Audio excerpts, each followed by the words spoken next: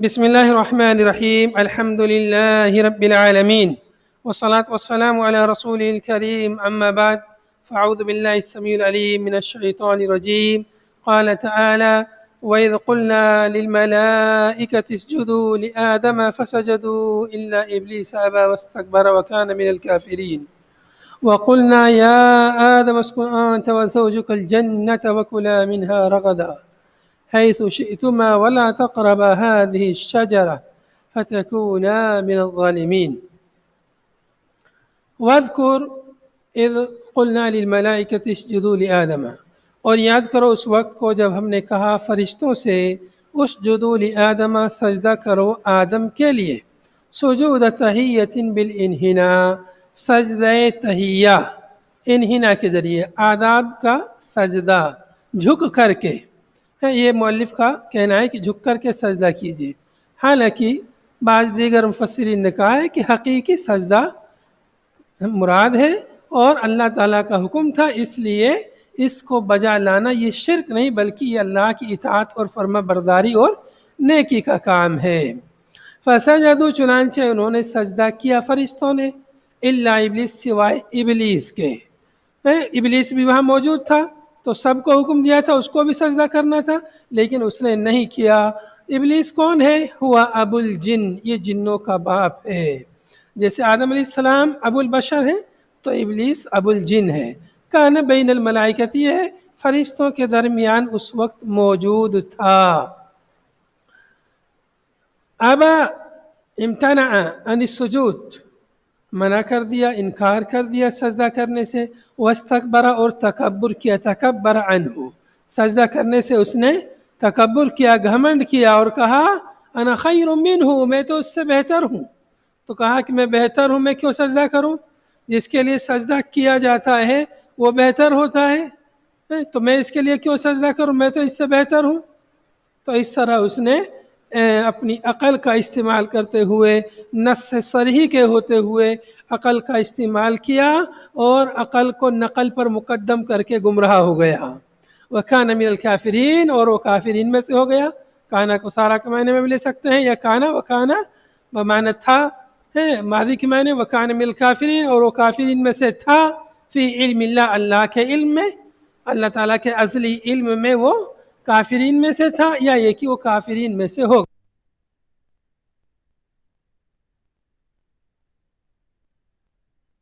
ایک آواز نہیں آ رہی.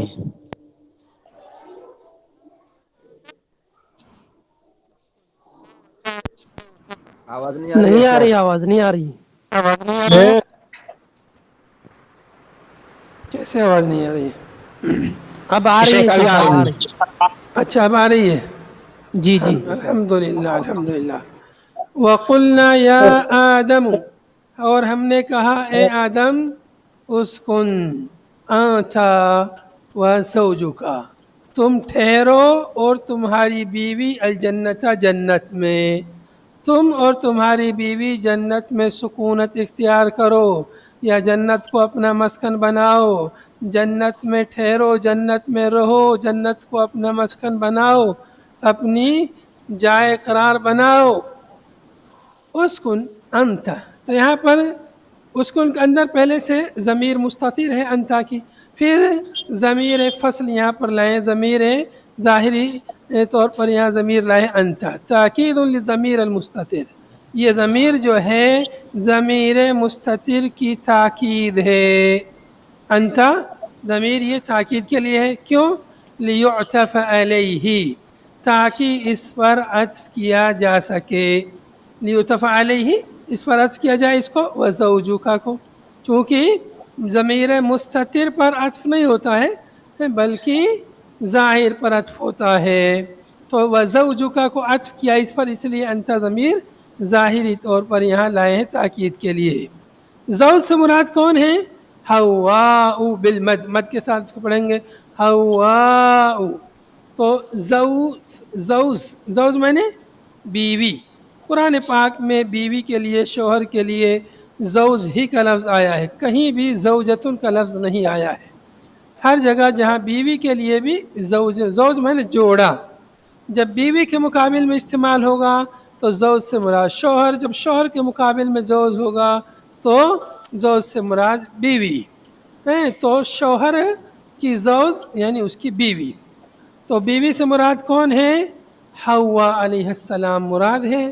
وَكَانَ خَلْقُهَا مِنْ ذِلْعِهِ الْأَيْسَرِ، اور ان کی تخلیق حضرت آدم علیہ السلام کی بائیں پسلی سے ہوئی تھی، جیسا کہ صحیح بخاری میں اس تعلق سے روایت موجود ہے کہ اللہ رب العالمین نے عورت کو، حوا کو، آدم علیہ السلام کی بائیں پسلی کے نچلے حصے سے، جو سب سے ٹیڑھا حصہ ہوتا ہے، ایسا مڑا ہوا ہوتا ہے، ایک تو پسلی بذات خود ٹیڑھی رہتی ہے اس طرح سے، پھر اس کا جو نچلا حصہ رہتا ہے وہ ایسا رہتا ہے مڑا ہوا، اس کو کوئی سیدھا کرے تو وہ سیدھا نہیں ہو سکتا، وہ ٹوٹ جاتا ہے، تو اسی لیے کہتے ہیں کہ عورت کو کوئی سیدھا کرنا چاہے تو سیدھا نہیں ہو سکتی مار کے ذریعے، مارنے سے وہ سیدھی نہیں ہوتی، اس کو سمجھاؤ پیار سے تو وہ سمجھتی ہے، سیدھی ہوتی ہے، لیکن اس کو ایک دم سیدھا کرنا چاہو مار کے تو سیدھی نہیں ہوتی ہے۔ فرمایا وَكَانَ خَلْقُهَا مِنْ ذِلْعِهِ الْأَيْسَرِ، اور ان کی تخلیق آدم علیہ السلام کی بائیں پسلی سے ہوئی تھی۔ آدم علیہ السلام کی تخلیق کس سے ہوئی تھی؟ مٹی سے، گویا کہ آدم علیہ السلام بغیر ماں باپ کے پیدا ہوئے۔ شیخ آواز نہیں آ رہی ہے آپ کی، شیخ آپ کی آواز نہیں آ رہی ہے۔ کیسے نیٹ ورک بہت کٹ رہا ہے شیخ آپ کا، کتاب نہیں دکھ رہی ہے شیخ آواز نہیں ہے آپ کا نیٹ ورک بہت کٹ ہے شیخ۔ نیٹ میرے ورک بھائی، کٹ پہلے ہے، آپ لوگ میں بند کرو نا، مائک وائک آواز میں تو آ کچھ رہی ہے، گڑبڑ میں بند ہوگی کر شاید۔ اللہ تعالیٰ آسانی فرمائے۔ شیخ یہ والا جو ہیڈ فون ہے اس کو ہو سکتا ہے کہ اس کی وجہ سے پرابلم آتی ہو، بہت زیادہ پریشان کر رہا ہے آج کا یہ ہیڈ فون۔ کل بھی یہی تھا نا ہیڈ فون تو؟ ہاں؟ نہیں الگ تھا شیخ۔ اچھا، عبداللہ سر ہے کیا؟ دیکھو تو یہ دیکھیے ابھی آواز آ رہی ہے؟ جی آ رہی ہے۔ جی شیخ آواز آ رہی ہے۔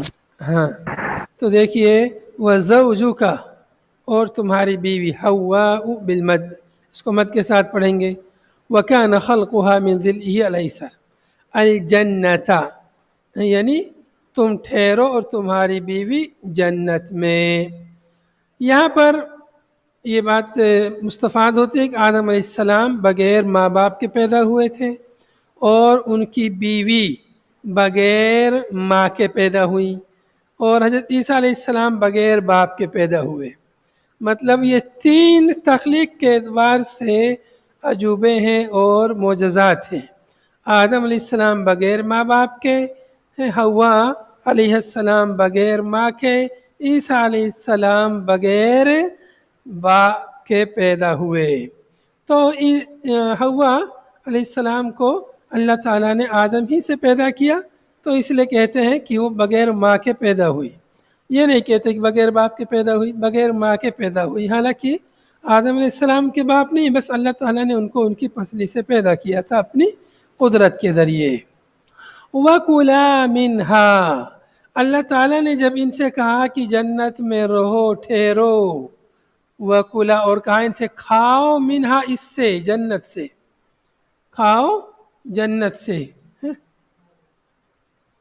وَكُلَا مِنْهَا، کھاؤ، یہ تثنیہ کا صیغہ امر کا، اور کھاؤ کل سے، کل میں نے کھاؤ، کلا تم دونوں کھاؤ، منہا، اس سے، کس سے؟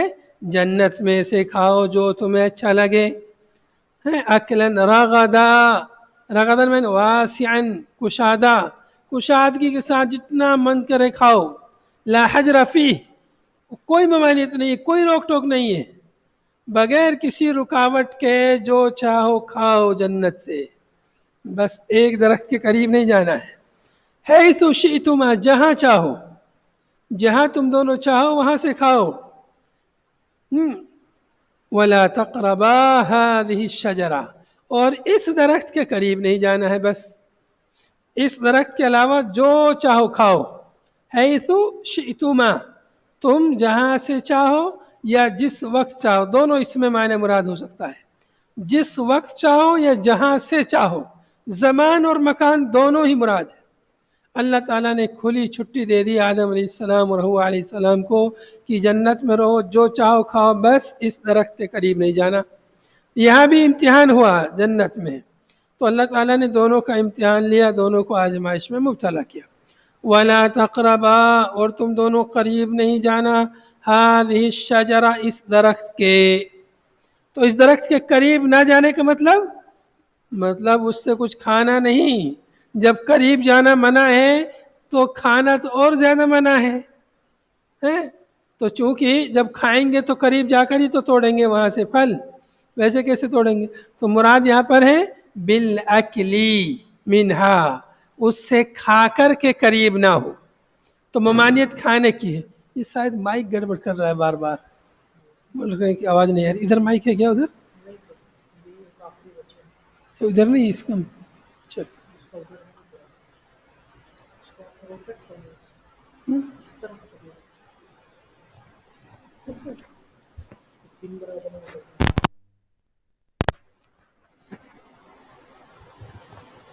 چلیے کچھ کر رہے گا، ٹھیک ہے ٹھیک ہے، ابھی آواز آ رہی برابر؟ آ رہی۔ چلیے الحمدللہ۔ ہاں تو آگے فرمایا ہاں وَلَا تَقْرَبَا هَذِهِ الشَّجَرَ بِالْأَكْلِ مِنْهَا، اس درخت کے قریب نہیں جانا کھا کر کے، بالعقلی منہا، اس درخت سے کھا کر کے قریب نہیں، مطلب کھانے کے ذریعے، کھانے کی ممانعت ہے۔ ایسے ممانعت نہیں ہے کہ اس کے تھوڑا قریب ہو گئے، بلکہ ممانعت حقیقی میں، حقیقت میں کھانے کی ہے کہ اس درخت سے نہیں کھانا۔ وہی الحنطۃ، مؤلف فرما رہے ہیں کہ یہ درخت حنطہ، گیہوں کا، اویل کرمی، یا انگور کا، او غیرہما، یا ان کے علاوہ کوئی اور درخت تھا۔ تو یہ بھی تفسیر کی کوئی دلیل نہیں ہے کہ یہ درخت سے مراد حنطہ ہے، کرم ہے، کیا ہے، نہیں، واللہ عالم، اللہ بہتر جانتا ہے وہ درخت کیا تھا۔ اور حنطہ اور کرم کے لیے درخت کا لفظ تو استعمال ہوتا بھی نہیں ہے، یہ تو چھوٹے چھوٹے پودے ہوتے ہیں، درخت تو بڑا ہوتا ہے۔ واللہ عالم کیا مراد ہے؟ مفسرین شیخ ابن سمیر رحمۃ اللہ علیہ فرماتے ہیں اللہ تعالیٰ نے اس کا ذکر نہیں فرمایا، نہ نبی صلی اللہ علیہ وسلم نے بیان فرمایا، اس لیے جس کو اللہ تعالیٰ نے بیان نہیں کیا، نہ نبی صلی اللہ علیہ وسلم نے بیان کیا، تو ہم کیوں بیان کریں اس کو بیان نہ کرنا ہی اللہ تعالیٰ کے ساتھ ادب ہے۔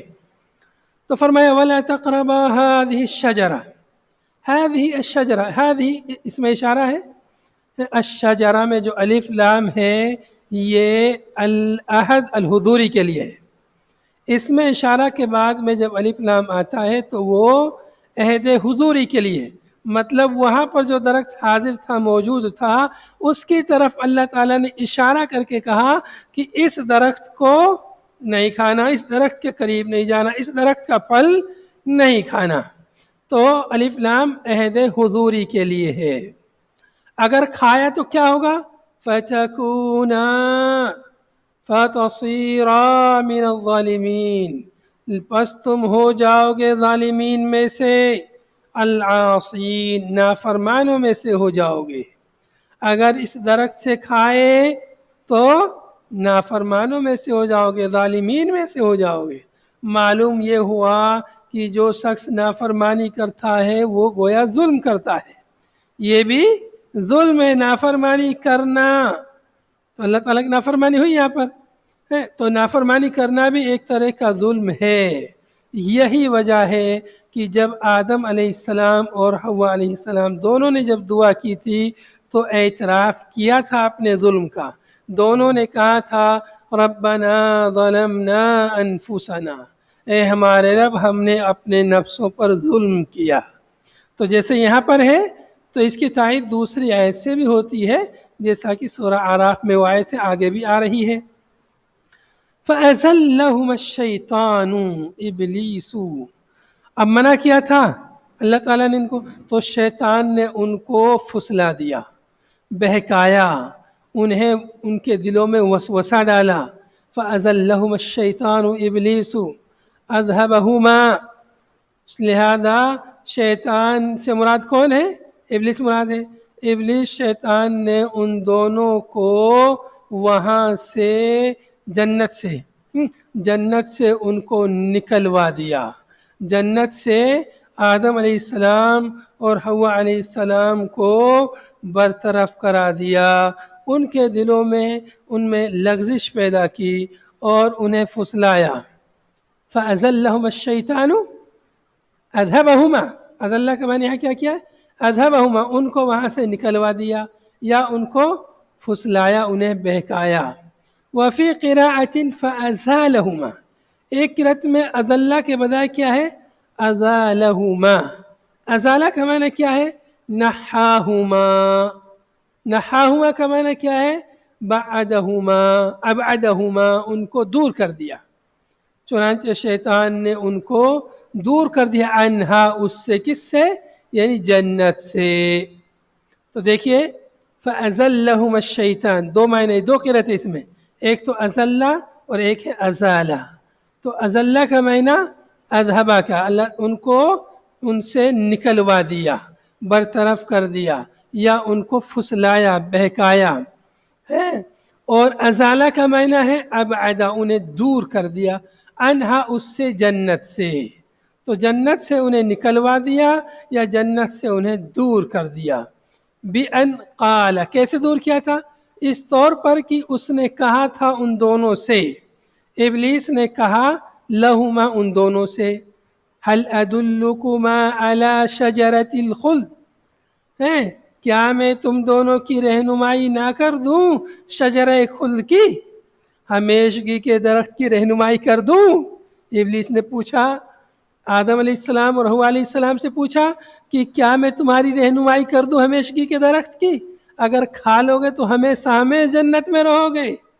اچھا، اس نے بہت ہی زبردست طریقے سے دونوں کو گمراہ کرنے کی کوشش کی، دھوکہ دینا چاہا، اور مختلف طریقے کے ہتھ کنڈے اس نے اپنائے۔ کیا کہا؟ وقاسمہما باللہ، ان دونوں سے اس نے قسم کھائی، ابلیس نے ان دونوں سے اللہ کی قسم کھائی، انہ لہما لمن الناصحین، کہ وہ ان دونوں کے لیے ناصحین میں سے ہے، نصیحت کرنے والوں میں سے ہے۔ ابلیس نے قسم کھا کے کہا کہ میں نصیحت کرنے والا ہوں۔ اب معلوم ہوا کہ شیطان اور ابلیس بھی قسم کھاتا ہے اللہ کی۔ معلوم ہوا کہ لوگ گمراہ کرنے کے لیے لوگوں کو قسم بھی کھاتے ہیں، جیسے ابلیس نے قسم کھائی تھی، قسم کھا کے گمراہ کیا آدم علیہ السلام حوا علیہ السلام کو، ایسے ہی آج بھی اس کے پیروکار ہیں جو اللہ کی قسم کھا کھا کے لوگوں کو گمراہ کرتے ہیں، صحیح رستے سے انہیں بھٹکاتے ہیں اور غلط رستے پر لے جاتے ہیں، اور ابلیس کے ہتھ کنڈے اپناتے ہیں۔ آج بھی ایسے لوگ موجود ہیں۔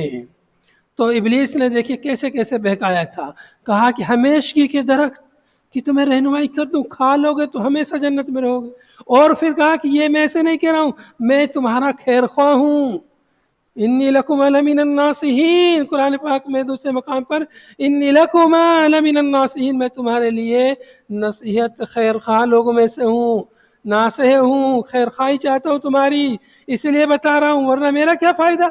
ایسے بہلایا پھسلایا آدم علیہ السلام حوا علیہ السلام کو۔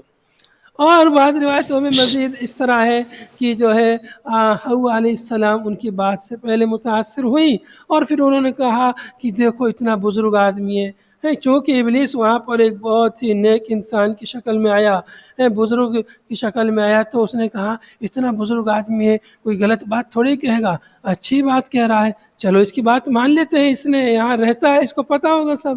ایسے ہی آج بھی بہت سارے لوگ ہیں جو نیک لوگوں کا بھیس بدل کر کے لوگوں کو صراط مستقیم سے، کتاب و سنت کے رستے سے بہکاتے ہیں، بھٹکاتے ہیں، اور لوگ ان کی ظاہری شکل و صورت سے دھوکے میں آ کر کے ان کی بات مان لیتے ہیں۔ فَأَكَلَا مِنْهَا، چنانچہ شیخ ان دونوں نے اس سے، قاسمہ شیخ یہ کون سا صیغہ ہے شیخ؟ تسنیہ کا صیغہ نہیں ہے شیخ؟ نہیں مفرد کا ہے، قاسمہ مفرد کا صیغہ، ابلیس نے قسم کھائی، ہما ان دونوں سے، قاسمہ، اچھا ہوا، ہاں، تو ان یعنی دو، آدم اور حوا سے، ہاں، ان کو قسم دلائی، قسم، ابلیس نے ان کے سامنے قسم کھائی اللہ کی، قسم جی جی کھا کے انہیں یقین دلایا کہ میں ایسے ویسے نہیں کہہ رہا ہوں، اللہ کی قسم کھا کے کہتا ہوں میں تمہارے لیے نصیحت کرنے والا ہوں. اب بھلا بتاؤ گمراہ نہیں ہوں گے کیا نہیں ہوں گے. اتنی جو ہے زبردست طریقے سے وہ بات کہہ رہا ہے یقین کے ساتھ اور قسم کی تاکید دے دے کے کہہ رہا ہے. تو آدم علیہ السلام اس طرح سے ان کی باتوں میں آ گئے. فَأَكَلَا مِنْهَا چنانچہ دونوں نے وہ درخت میں سے کھا لیا. درخت میں سے کھایا, اللہ کی نافرمانی ہو گئی اور آزمائش میں ناکام ہو گئے. فَأَخْرَجَ چونکہ ابلیس تو جنت سے نکال دیا گیا تھا, ابلیس نے سجدہ نہیں کیا تھا, جنت سے نکال دیا گیا. اس نے سوچا, حسد اور کینہ پٹکے میں بھر گیا. اس نے کہا کہ میں جنت سے نکل گیا اس کی وجہ سے ہیں. کس کی وجہ سے؟ آدم علیہ السلام کی وجہ سے. ان کے لیے سجدہ نہیں کیا تو سوچا اس کو بھی جنت سے نکلوا کے رہوں گا. چنانچہ اس نے آدم علیہ السلام کو بھی جنت سے نکلوا کے چھوڑا. فَأَخْرَجَهُمَا چنانچہ ان دونوں کو اس نے نکلوا دیا, مما کان فی جس میں وہ دونوں تھے, من النعیم جنت کی نعمتوں میں, جن نعمتوں میں تھے ان نعمتوں میں سے ان دونوں کو نکلوا دیا. وَقُلْنَا اور ہم نے کہا, اللہ تعالیٰ فرما رہا ہے ہم نے کہا اہبطوا الی الارض جاؤ چلے جاؤ اتر جاؤ زمین کی طرف. اہباط کہتے ہیں, حبوط کہتے ہیں اوپر سے نیچے کی طرف اترنے کو. اسی طرح کہا جاتا ہے حبوط الطیارہ, طیارہ ہوائی جہاز کا اوپر سے نیچے اترنا. جی شیخ تو ابلیس جنت میں داخل کیسے ہوا تھا؟ ہاں یہ اہم سوال ہے, ابھی میں اس کی طرف آتا ہوں. ابلیس جنت میں داخل کیسے ہوا یہ ایک سوال ہے کہ جب وہ جنت سے نکال دیا گیا تو جنت میں کیسے داخل ہوا آدم علیہ السلام کو بہکانے کے لیے. اس کے کئی جواب ہیں. ایک جواب تو یہ ہے کہ وہ جنت میں داخل نہیں ہوا تھا, باہر ہی سے بہکا رہا تھا دروازے کے پاس آ کر کے ہیں. یہ جیسے آپ مثال کے طور پر آپ اپنے گھر میں کھڑے ہیں اور کوئی آدمی باہر روڈ پہ کھڑا ہے, اس سے آپ بات چیت کر رہے ہیں گھر میں ہوتے ہوئے بھی, تو ایسے بھی ممکن ہے. اور یا یہ کہ اس نے اس کو وسوسہ دیا بغیر داخل ہوئے. اور تیسرا جواب یہ ہے کہ وہ امتحان کے لیے داخل ہوا تھا, جیسے آج بھی شیطان ابلیس کہیں بھی داخل ہو جاتا ہے, مسجد میں بھی, خانہ کعبہ میں بھی, حرم میں بھی, مسجد نبی میں بھی, کہیں بھی داخل ہو جاتا ہے. تو آزمائش کے لیے امتحان کے لیے داخل ہوا یا یہ کہ بغیر داخل ہوئے ہی اس نے بہکایا تھا. یہ مختلف جواب مفسرین نے علماء نے اس کے دیے ہیں. بات سمجھ میں آئی؟ جی. وَقُلْنَا اهْبِطُوا اور ہم نے کہا اهْبِطُوا تم سب اتر جاؤ زمین کی طرف, زمین کی طرف چلے جاؤ. جمع کا صیغہ آیا ہے اهْبِطُوا. جمع کا صیغہ کیوں آیا ہے؟ اس لیے کہ آدم علیہ السلام اور حوا علیہ السلام کے ساتھ اب یہاں پر ابلیس بھی ہو گیا, اس کو بھی تینوں مخاطب ہیں. اهْبِطُوا میں تینوں مخاطب ہیں, آدم علیہ السلام, حوا علیہ السلام اور ابلیس ملعون بھی مخاطب ہے. سب کو کہا جا رہا ہے کہ زمین کی طرف اتر جاؤ. تو اهْبِطُوا میں آدم اور حوا علیہ السلام کو کہا جا رہا ہے کہ جنت سے زمین کی طرف چلے جاؤ, اور ابلیس کو کہا جا رہا ہے کہ آسمان سے زمین کی طرف چلے جا. تو ایک تو یہ معنی ہے اهْبِطُوا کا. دوسرا یہ ہے کہ یہاں جو مفسر نے ذکر کیا ہے ای انتما تم دونوں آدم اور حوا تم دونوں اتر جاؤ زمین کی طرف. بما اشتملتما علیہ من ذریتکما ان کے ساتھ میں جو تم دونوں کی ذریت پر تم دونوں مشتمل ہو. تمہارے اندر تمہاری ذریت بھی ہے, اس ذریت کے ساتھ تم جنت سے اتر جاؤ زمین کی طرف. ایک تو یہ معنی ہو گیا یہاں جو مؤلف نے ذکر کیا ہے کہ تم دونوں جنت سے اتر جاؤ اپنی ذریت کے ساتھ. اور ایک مطلب یہ ہے کہ تم تینوں آدم علیہ السلام, حوا اور ابلیس, تم تینوں کے تینوں اتر جاؤ. بعضکم لبعض عدو تم میں سے بعض کا دشمن ہے. بعضکم یعنی بعض ذریہ, بعض ذریتکم کیا شیخ؟ ذریت اولاد, ذریت مطلب اولاد. بعضکم تو کس کا لبعض, اولاد؟ آدم کا؟ ہاں آدم علیہ السلام کی اولاد جو ابھی پیدا نہیں ہوئی تھی. اچھا ہاں جو پیدا نہیں ہوئی, جو ابھی اپنے باپ کی پیٹھ میں تھی, وہ ذریت. बादुकुम लिबादिन अदू, तुम में से बाज का दुश्मन है, यानी बाज ज़ुर्रियत की दुश्मन होगी। मिन ज़ुल्म बादिन बादा, उनमें से बाज पर जुल्म करेगी। इस एतबार से तुम यहाँ से उतरो, तुम में से बाज का दुश्मन है, तुम्हारी जो औलाद होगी वो एक दूसरे की दुश्मन होगी। दूसरा मफहूम इसका ये है कि तुम में से बाज का दुश्मन है, यानी इबलीस इंसान का दुश्मन है, इंसान इबलीस का दुश्मन है, बाज का दुश्मन हो गया ना, ये मायना भी जिक्र किया है। तो यहाँ पर इहबितू में जब मुखातब इबलीस और आदम और हव्वा होंगे तो बादुकुम लिबादिन अदू में बाद से मुराद, एक बात से मुराद इबलीस होगा और एक बात से मुराद आदम अलैहिस्सलाम और हव्वा अलैहिस्सलाम होंगे कि बाज के दुश्मन है, कि शैतान इंसान का दुश्मन है, इंसान को बहकाता है सही रास्ते से। तो इस तरह से इसके ये दो मायना और दो मफहूम बनते हैं। वलकुम फिल अर्दि मुस्तक़र्रुन, और तुम्हारे लिए ज़मीन में मुस्तक़र है। मुस्तक़र मौदिउ क़रारिन, क़रार की जगह, ठहरने की जगह, रहने की जगह, जाए क़रार। ज़मीन में तुम्हारे लिए जाए क़रार है। अब जन्नत में, आसमान में तुम लोग नहीं रह सकते, तुमने नाफरमानी की, हमने तुम्हें मौका दिया था रहने का, तुमने उस मौके से फ़ायदा नहीं उठाया, लिहाजा जाओ ज़मीन में रहो, वही तुम्हारा मुस्तक़र है। इस लफ्ज़ से इस्तिदलाल किया बाद उलमा ने कि इंसान वो ज़मीन ही पे रह सकता है, जैसे बाद साइंसदान कोशिश करते हैं कि वो दूसरे कवाकिब पर, चांद पर जाके रहने की कोशिश कर रहे हैं, नहीं रह सकते, इसलिए कि इंसान का मुस्तक़र ज़मीन में है। आयत यहाँ तक पूरी कर लेते हैं। शेख किस जगह उतारे गए थे? जहाँ उतारे गए थे उसकी कोई सराहत सही हदीस से साबित नहीं है। बाद ज़ईफ़ रिवायतों में आता है कि हिंदुस्तान में उतारे गए थे, बाद में आता है तारीखी रिवायतों में कि श्रीलंका में। हाँ, मक्का और ताज के दरमियान, मक्का और ताज के दरमियान श्रीलंका में नाज़िल किया गया था उसको। देखिए ये कोई बात मतलब सही रिवायत से ऐसा साबित नहीं है, ये तारीखी रिवायतें हैं, तफसीरी रिवायतें हैं। श्रीलंका भी उस वक्त हिंदुस्तान ही में शुमार होता था, पहले जो पूरा शिबुल क़ारा अल हिंदिया, ये सब जो है हिंद ही में आता था। बहरहाल वह मताउन, ये आयत पूरी कर लेते हैं।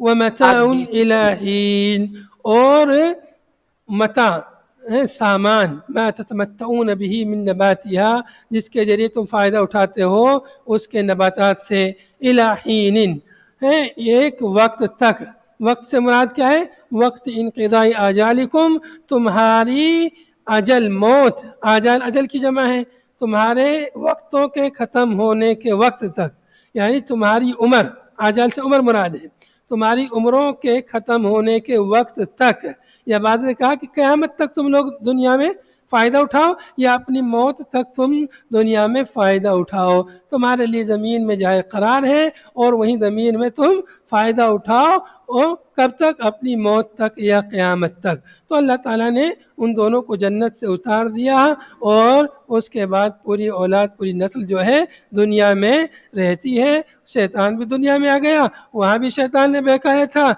यहाँ भी वो पीछा नहीं छोड़ रहा है, यहाँ भी वो बहकाता रहता है, इसलिए उससे दूर रहने की ज़रूरत है। इसको मुकम्मल करेंगे अगले दर्स में इंशाअल्लाह। हादा व सल्लल्लाहु अलैहि व सल्लम अला नबीना मुहम्मद व अला आलिहि व सहबिहि अजमईन। सुब्हानक अल्लाहुम्मा व बिहम्दिका, नशहदु अन ला इलाहा इल्ला अंता, नस्तगफिरुका व नतूबु इलैक। वस्सलामु अलैकुम व रहमतुल्लाहि व बरकातुहू।